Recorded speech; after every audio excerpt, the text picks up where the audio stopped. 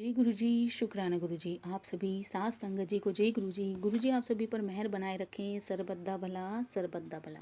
संगत जी मैं आशा करती हूँ कि आप सभी स्वस्थ और मस्त होंगे। संगत जी आज का सत्संग डॉक्टर कांत पांडव जी का है और सत्संग सुनाते समय अगर मुझसे कुछ गलती हो जाए तो मुझे क्षमा कर दीजिएगा। संगत जी सत्संग को अंत तक जरूर सुनिएगा ताकि आपको आपके सवालों के जवाब सत्संग के माध्यम से प्राप्त हो सके।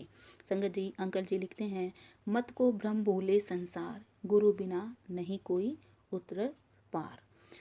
बुधवार 12 अक्टूबर 2005 को सुबह सुबह ही मेरे सहकर्मी डॉक्टर खिलनानी एम्स में औषधि विभाग के अध्यक्ष का फ़ोन आया कि उस दिन शाम को 5:30 बजे उनके घर में सत्संग का आयोजन है जिसमें गुरुजी भी आ रहे हैं।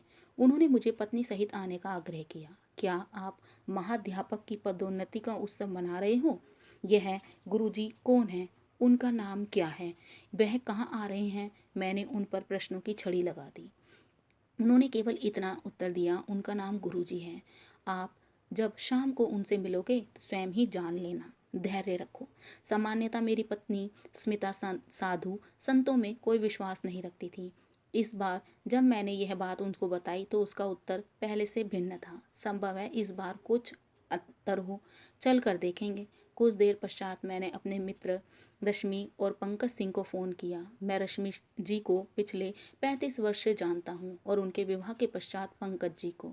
मैं उनसे पंकज जी के पिता भूतपूर्व प्रधानमंत्री श्री चंद्रशेखर, जिनको मैं स्वयं पिताजी कहकर संबोधित करता था, के स्वास्थ्य के बारे में जानना चाह रहा था। उन्होंने कहा कि वे एम्स के एक निजी कक्ष में परीक्षणों के लिए प्रविष्ट हैं। यह सुनते ही सीधे उनके पास गया। वार्तालाप करते हुए उन्होंने गुरुजी से पहले दर्शन के संस्मरण सुनाए।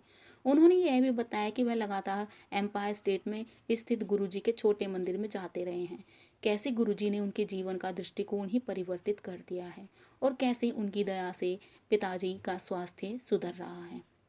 क्या आप डॉक्टर खिलनानी को जानते हैं? रश्मि जी ने पूछा।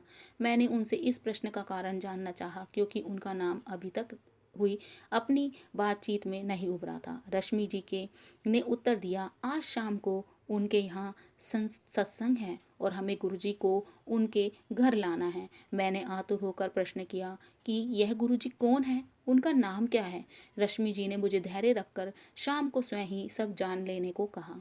मैं यह प्रसंग इतने विस्तार से इसलिए सुना रहा हूँ कि कार्य समय आने पर ही पूर्ण होते हैं। जब तक गुरुजी नियत ना करें उनके दर्शन संभव नहीं हैं। इसी कारण दो मित्रों से गुरुजी के बारे में सुनकर यही संदेश मिला कि आकर दर्शन और आशीर्वाद ग्रहण करो। यह संपूर्ण संगत गुरुजी के दर्शन, कृपा और दया से धन्य है। इस जीवन काल में यह सुअवसर देने के लिए हम गुरुजी के अत्यंत आभारी हैं। मैंने घर आकर स्मिता को जब इस घटना चक्र के बारे में बताया तो मेरी भांति उसकी भी उत्सुकता बढ़ गई। हम अपने परिवार में रुक न सके और ठीक 5 बजे डॉक्टर खिलनानी के घर पहुंचे। वहां पर हम पहले पहुंचने वालों में से थे। थोड़ी देर में रश्मि जी और पंकज जी रंगीन वस्त्र धारण किए एक अंदर अति सुंदर युवक को लेकर आए। वह तेजी से चलते हुए अंदर आए और उन्हें एक अति शोभनीय कुर्सी पर आसीन किया गया। हमने अनुमान लगाया कि यही गुरुजी होंगे। जैसे हम उनके निकट पहुंचे, रश्मि जी ने मेरा और स्मिता का परिचय कराया। गुरुजी मुझे देखकर तुरंत बोले, डॉक्टर तुसी बाहर जाओ। मैंने स्मिता के कान में फुसफुसाकर कहा कि चलो चलते हैं, यह हमें इधर नहीं चाहते। तो हम कक्ष के बाहर चले जाने लगे। रश्मि जी ने तुरंत हमको वापस बुलाकर गुरुजी के कथन का अर्थ समझाया। वह हमें भारत से बाहर विदेश में देख रहे हैं। विदेश में हमारा भविष्य अति उज्जवल है। चिंता मुक्त शांत भाव सहित हम गुरुजी के चरणों में बैठ गए। वहां पर 250 से 300 सत्संगी आए होंगे। उनमें से अनेक पहली बार आए थे और अधिकतर मेरे सहकर्मी थे। गुरुजी के आदेश पर पुराने अनुयायी अपने अनुभव बता रहे थे। विषयों की कोई कमी नहीं थी। बच्चों की शिक्षा, विवाह, गर्भधारण, अस्थमा, हृदय रोग, स्नायु और कर्कट रोग जैसे असाध्य रोगों से चमत्कारी निवारण इत्यादि। साधारण रूप से कोई भी इन पर विश्वास नहीं करता, परंतु यह तो रोगियों और उनके परिवारों के निजी अनुभव थे। सबके स्वास्थ्य में सुधार आया था। बीच में कभी कभी गुरुजी बोलते थे कि इसका अलौकिक रूप देखो। कष्ट कैसे घट रहे हैं। उस दिन से गुरुजी के साथ हमारा संपर्क बन गया। अब हर दिन एक नए आविष्कार का दिन होता था, आत्मबोध और आत्मज्ञान का दिन। जब हम दिल्ली में होते हैं, हम छोटे मंदिर में प्रति बृहस्पतिवार और रविवार को आते रहते हैं। मुझे अपने कार्य के संदर्भ में अक्सर यात्राएं करनी पड़ती है, पर दिल्ली में होने पर मानो कोई चुंबकीय शक्ति हमें इस स्थान पर खींच लाती है। भीतर से उत्तेजना उठती है और इससे पहले कि हम कुछ सोचें, हम उनके दर्शन हेतु जा रहे होते हैं। आगे अंकल जी कहते हैं, चिकित्सक का उपचार। मैंने अप्रैल 2006 के अंत में बीती हुई शीत ऋतु में कुछ अंतर देखा। मैंने स्मिता को बताया कि इस बार मैंने किसी औषधि या श्वास यंत्र का प्रयोग नहीं किया। मेरे परिवार में दीर्घकाल से अस्थमा चल रहा आ रहा है। मुझे सदा श्वास यंत्र की आवश्यकता रहती थी। 1 या 2 बार निश्चित रूप से मेरी छाती पक जाती थी और 10 दिन तक मुझे प्रतिजैविक औषधियों का सेवन करना पड़ता था। लेकिन 2005 की शीत ऋतु में मैंने इतना प्रयोग ही नहीं किया। जब मैंने गुरुजी को इस बारे में बताया तो उन्होंने उत्तर दिया कि मुझे उनकी कृपा प्राप्त हुई है और अब मुझे कभी दमा नहीं होगा।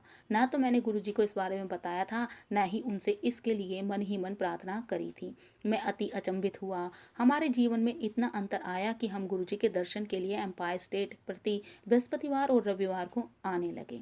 उनकी कृपा हमारे ऊपर बनी रही है। हमारी बेटी ऋतुजा अमेरिका में पढ़ रही थी। ह्यूस्टन स्थित राइस विश्वविद्यालय के से संज्ञानात्मक स्नायु विज्ञान और संज्ञानात्मक मनोविज्ञान में उसका स्नातक का पाठ्यक्रम पूरा होने वाला था। यद्यपि उसे वहीं पर शोध करने की अनुमति मिल गई थी, पर वहाँ और भी अध्ययन नहीं करना चाहती थी। वह अपना शोध MIT या स्टैनफोर्ड विश्वविद्यालय जैसी विख्यात संस्थाओं से करना चाह रही थी। अभिभावक होने के नाते हमें लगता था कि उसकी यह अभिलाषा अव्यवहारिक है। न केवल उसके वीज़ा की समस्या थी, उसके पास इन संस्थानों में प्रवेश के लिए समय भी कम था। स्मिता उसकी माँ चिंतित थी। एक बार जब गुरुजी ने ऋतुजा के बारे में पूछा तो मैंने स्मिता की चिंता के बारे में बतलाया। गुरुजी ने तुरंत चिंता छोड़ने को कहा और आश्वासन दिया कि सब ठीक हो जाएगा। उन्होंने पूछा कि मैं अगली बार अमेरिका कब जा रहा हूँ। उसके स्नातक अधिवेशन में उपस्थित होने के लिए मैंने मई 2006 में जाने की योजना बनाई हुई थी।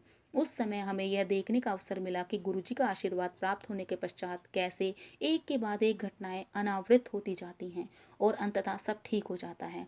ऋतुजा अब बोस्टन स्थित MIT के मस्तिष्क और संज्ञानात्मक विज्ञान विभाग में शोध कर रही है। गुरुजी के पास आने के पश्चात हम श्रद्धालुओं द्वारा कथित वृतांत और अपने अनुभव समझने का प्रयास कर रहे हैं। हम गुरुजी के साथ क्या अनुभव करते हैं, संगत को सुनाए गए प्रसंगों की ऊर्जा, अपने को उसी पात्र में ढालने की प्रक्रिया, प्रतिदिन ग्रहण किया हुआ लंगर रूपी प्रसाद, गुरुजी द्वारा सबको दिया गया आशीष, सब अनुभवों में अपने अंदर एक नवीन शक्ति क्षमता आदि संगत में पहुंचाने पर चाहे कोई कितना भी थका हुआ क्यों ना वहां पर आए, पर अपने भीतर एक नवीन ऊर्जा प्रसारित करते हुए अनुभव करता है और भले ही कितनी भी देर हो जाए, वह रात्रि के उस काल में भी सुबह की भांति तरोताजा अनुभव करता है। सबसे महत्वपूर्ण बात यह है कि गुरुजी के यहाँ सब सामान्य है। धनवान या निर्धन, प्रधानमंत्री या चपरासी, पुरुष या स्त्री, शहरी या ग्रामीण, भारतीय या विदेशी, यहाँ पर कोई रीति रिवाज नहीं है। किसी भी सत्संगी से पूर्ण आत्मसमर्पण के अतिरिक्त कोई आशा नहीं की जाती। गुरुजी में आस्था और फल की इच्छा किए बिना विश्वास को ही आस्था कहते हैं। गुरुजी हमें सर्वश्रेष्ठ मनुष्य बनाने का प्रयत्न कर रहे हैं। यह आने के उपरांत हमारा मिथ्या रूपी अभिमान समाप्त हो रहा है। हमारी प्रवृत्ति में भी परिवर्तन हो रहा है। हम उन्हीं घटनाओं को नए दृष्टिकोण से देखते हैं और मन को शांति प्राप्त होती है।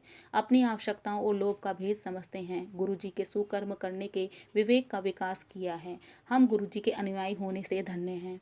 हमने यह भी जाना है, गुरुजी जीवन की मान्यताओं को बांटने से उसका मूल्य अधिक हो जाता है। विनित होकर हम अपने अनुभव अपने मित्रों और सहकर्मियों से बांटे हैं। हमारी जीवन यात्रा चल रही है और इसके लिए हमारे ऊपर गुरुजी कृपा है।